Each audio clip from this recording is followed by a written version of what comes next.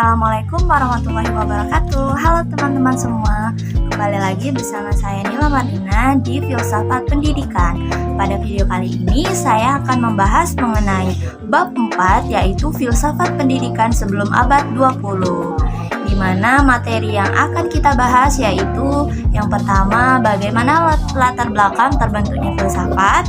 2. Bagaimana filsafat pendidikan sebelum abad 20. 3. Bagaimana metodologi ilmu pendidikan sebelum abad 20. 4. Bagaimana mazhab-mazhab filsafat pendidikan. Dan terakhir 5, yaitu apa implikasi pendidikan filsafat sebelum abad 20 untuk masa kini. Kita lanjut materi yang pertama ya. Pertama, A. Bagaimana latar belakang munculnya filsafat? Ilmu pengetahuan adalah pengetahuan yang satu, disusun metodis, sistematis, dan koheren atau bertalian tentang suatu bidang tertentu dari kenyataan atau realitas. 2. Dapat digunakan untuk menerangkan gejala-gejala tertentu di bidang pengetahuan tersebut. Semakin ilmu pengetahuan menggali dan menekuni hal-hal yang khusus dari kenyataan atau realitas, semakin nyatalah tuntutan untuk mencari tahu tentang seluruh kenyataan yang realitas. B. Bagaimana filsafat pendidikan sebelum abad 20? 1. Perkembangan filsafat umum. Berpijak pada pemikiran yaitu Pujya Wijatna pada tahun 1986, periode perkembangan filsafat dapat dibagi menjadi 4, yaitu A. Filsafat Yunani. Filsafat Yunani yaitu filsafat paling tertua, mulai ada sejak munculnya Thales sebagai bapak filsafat yang mengatakan bahwa intisari alam adalah air. B. Filsafat Hindu.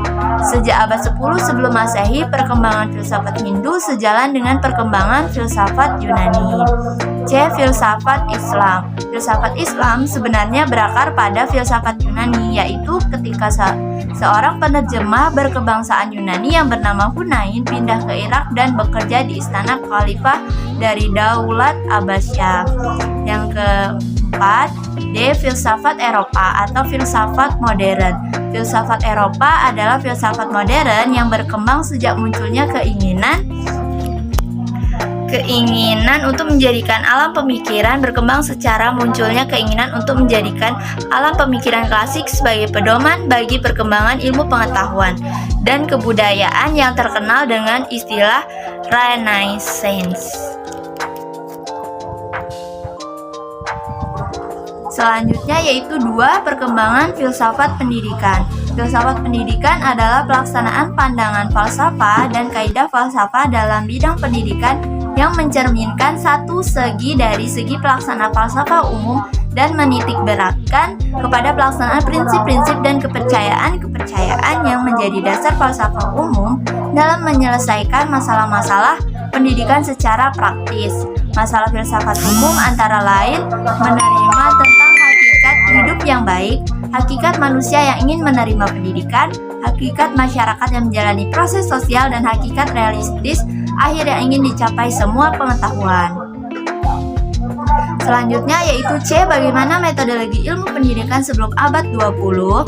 Sejak falsafah ikut menentukan kebijakan dalam pendidikan sampai pada abad 19, paling kurang ada 3 tonggak utama yang dapat dikenali, yaitu yang pertama, tonggak pertama Aristoteles.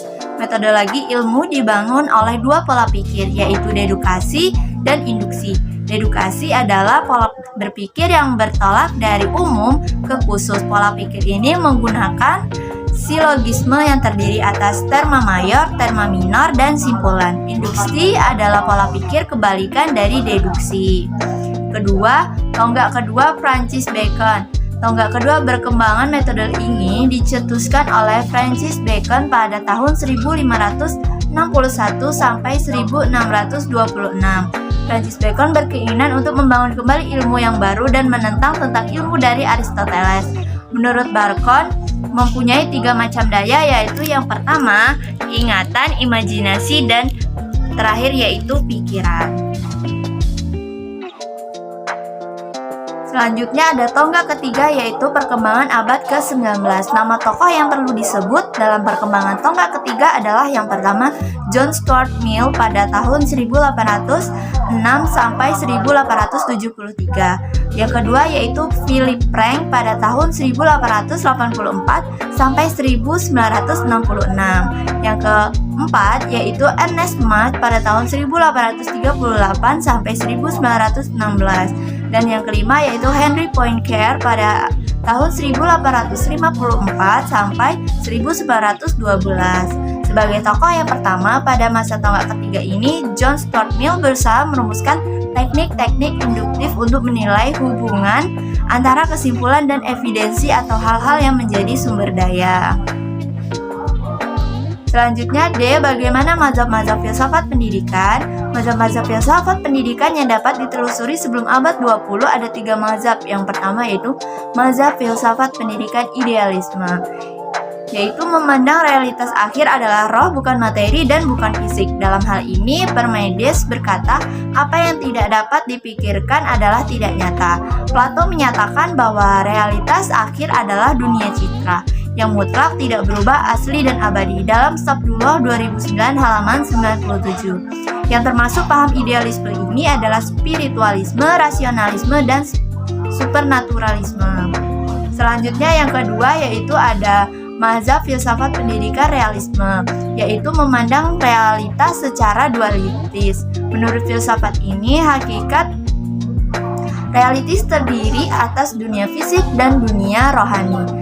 Kneller membagi realisme ini menjadi 2, yaitu realisme rasional dan realisme naturalis. Realisme rasional terbagi 2 pula, yaitu realisme klasik dan realisme religius.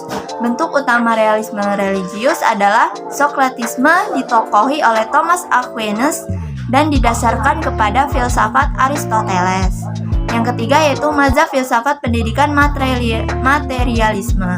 Latar belakang pemikiran ini yaitu materi bukan rohani, bukan spiritual atau supranatural. Materialisme klasik yang dipelopori oleh Demokritos pada tahun 460 sampai 360 sebelum Masehi. Disebut juga atomisme. Karakteristik umum materialisme pada abad ke-18 berdasarkan kepada asumsi bahwa realitas dapat dikembangkan pada sifat-sifat yang sedang mengalami perubahan gerak dalam ruang. Selanjutnya, apa implikasi pendidikan filsafat sebelum abad 20 untuk masa kini? Yang pertama yaitu haruskah Socratic Method digunakan di sekolah zaman sekarang? 2. Haruskah pendidikan mempersiapkan siswa pada posisi tertentu di masyarakat? Atau haruskah sekolah memandu sifat siswa self-actualization? 3. Haruskah negara mengontrol apa yang diajarkan oleh guru? 4. Haruskah nilai-nilai tradisional dimasukkan ke dalam kurikulum? 5. Apakah kurikulum Plato sesuai dengan kebutuhan siswa sekarang? Nah, mungkin itu saja yang dapat saya sampaikan pada video kali ini. Terima kasih sudah menonton. Sampai jumpa di video berikutnya. Saya akhiri. Wassalamualaikum warahmatullahi wabarakatuh.